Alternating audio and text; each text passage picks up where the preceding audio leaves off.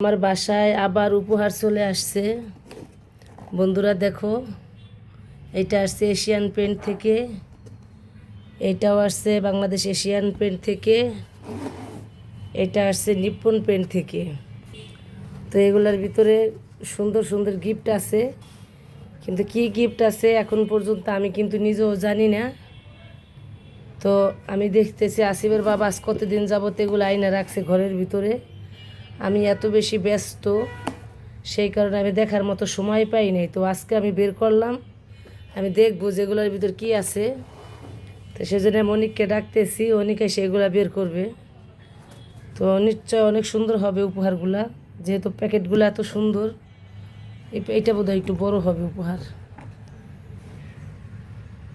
এটা হলো নিপ্পন পেইন্টের থেকে সুন্দর একটা ব্যাগ সহ উপহারটা দিছে। তো ধন্যবাদ Nippon paint and Asian paint.